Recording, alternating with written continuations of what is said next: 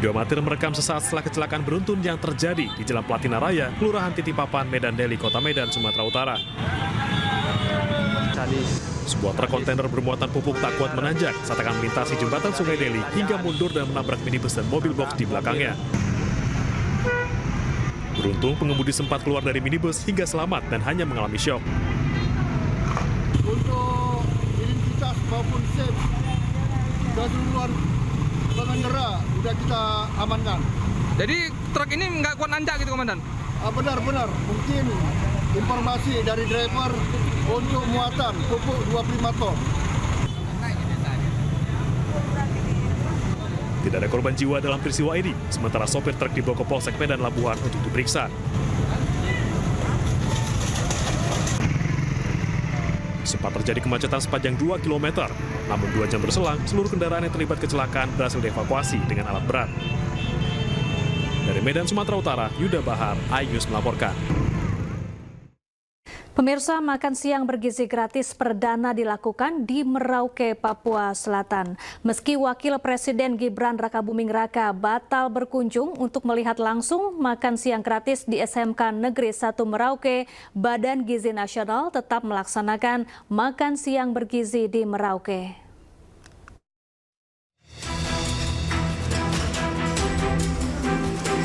Makan siang bergizi gratis perdana diselenggarakan di Merauke, Papua Selatan. Hal tersebut dilaksanakan hanya di 7 sekolah, mengingat jarak dapur umum dengan sekolah yang harus dituju radius 2 km dengan jumlah siswa 3.168. 7 sekolah itu masing-masing TK Kartika Chandra Kirana Kodim, SD YPPK Budi Mulia, SD YPK R Masuk, SD Impres Ringgu, SMP Negeri Buti, SMK Negeri 1, dan Pondok Pesantren Al-Munawaroh. Sebelum dilakukan makan siang bergizi, Badan Gizi Nasional telah melakukan uji coba makan bergizi gratis sejak hari Senin lalu.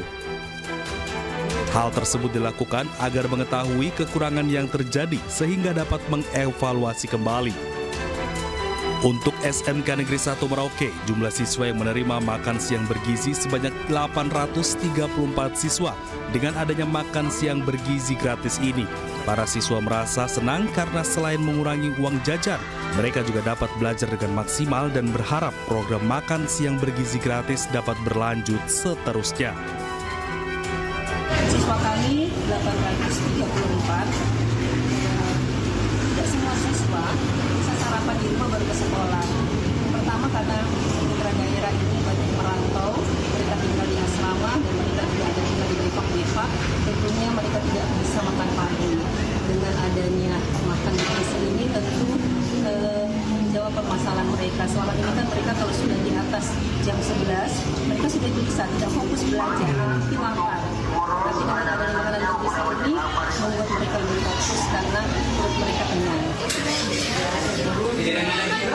Tidak bawa jajan lagi. Gratis. Senang.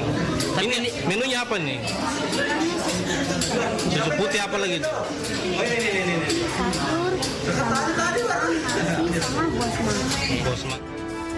Walau batal berkunjung ke Merauke, Papua Selatan, Wakil Presiden Gibran Rakabuming Raka tetap memberikan bantuan terhadap SMK Negeri 1 Merauke berupa sepatu sekolah, tas, alat tulis, dan 10 unit sepeda gunung serta sembako. Dari Merauke, Papua Selatan, Muhammad Syiharir Muslimin, iNews melaporkan. Ya, 2 pekan dilaksanakan makan bergizi gratis di Sidoarjo, Jawa Timur berjalan lancar. Satuan Pelayanan Pemenuhan Gizi Sidoarjo menambah fasilitas dapur umum yang mampu menyiapkan 6.000 paket makanan.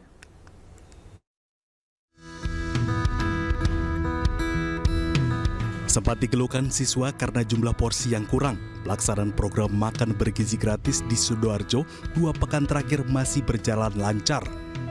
Namun untuk menambah porsi makan, pihak Satuan Pelayanan Pemenuhan Gizi atau SPPG Sidoarjo menambah fasilitas dapur umum. Kini 2 dapur umum dapat menyiapkan 6.000 paket makanan untuk 18 sekolah di Sidoarjo.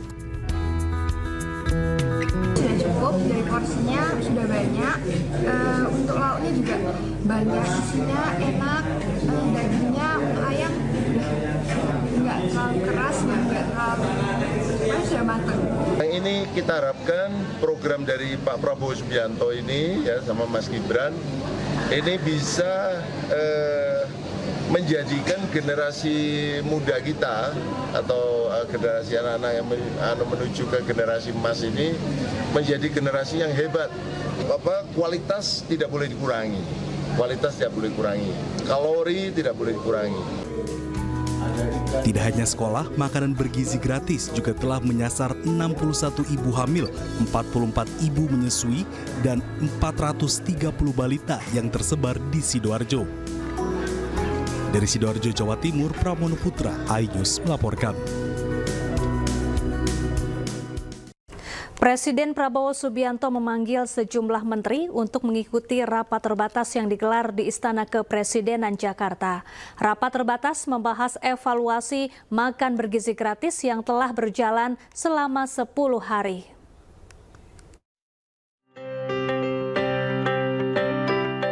Sejumlah Menteri Kabinet Merah Putih tiba di Istana Kepresidenan Jakarta untuk mengikuti rapat terbatas yang dipimpin Presiden Prabowo. Menurut Kepala Badan Gizi Nasional Dadan Hindayana, secara khusus Ratas membahas soal evaluasi makan bergizi gratis yang telah berjalan selama 10 hari. Satu hal yang paling membuat Pak Presiden ingin melakukan percepatan karena beliau sangat concern dengan tuntutan anak-anak yang belum kebagian makan bergizi. Jadi ini satu hal yang mengusik kalbu beliau sehingga kami dikumpulkan untuk melakukan proses percepatan-percepatan yang perlu dilakukan dan ini dilakukan lintas sektoral.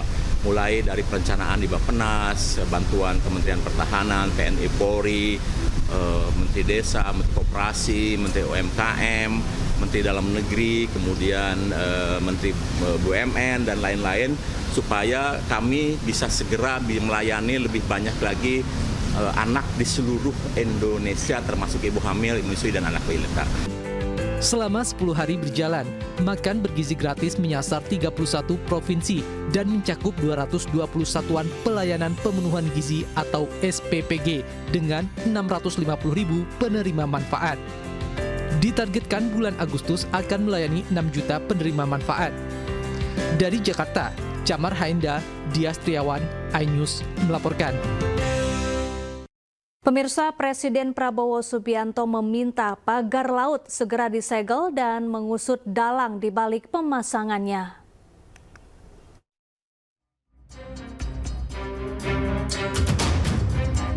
Pagar laut ilegal juga ditemukan di kawasan Laut Tangerang, Banten. Panjangnya pun mencapai 30 km. Presiden Prabowo Subianto menyetujui pagar laut disegel dan segera dibongkar. Melalui Sekjen Partai Gerindra Ahmad Muzani, Presiden Prabowo Subianto juga meminta agar kementerian dan pihak terkait untuk segera mencabut dan mengusut kontroversi pagar laut ilegal. Itu disegel, kemudian yang kedua belum perintahkan untuk dicarikan, diusut begitu. Lalu apakah akan ada evaluasi untuk proyek PIK 2 itu? Nah, saya tidak sampai di situ pengetahuan saya. Saya Ketua MPR. Sementara itu, Menteri Koordinator Bidang Infrastruktur dan Pembangunan Kewilayahan, Agus Harimurti Yudhoyono, juga akan investigasi misteri pagar laut ini. Lagi cek, lagi diinvestigasi ya. Cek, karena itu di laut juga kan, berarti itu nanti Kementerian Kelautan. Kita cek gitu ya. Itu ada kemungkinan itu dari siapa Pak? Maksudnya apakah pengusaha atau daerah? Kita cek dulu aja. Kementerian Kelautan dan Perikanan Republik Indonesia telah menyegel pagar bambu ini lantaran pagar bambu di Laut Tangerang tidak memiliki izin kesesuaian kegiatan pemanfaatan ruang laut. Pelaku pemasang pagar sekitar 700 meter dari garis pantai di kawasan terlarang untuk kegiatan pemanfaatan ruang laut tanpa izin. Hingga kini pihak berwajib masih menyelidiki pihak yang bertanggung jawab atau pelaku pemasangan. Tim Liputan iNews melapor.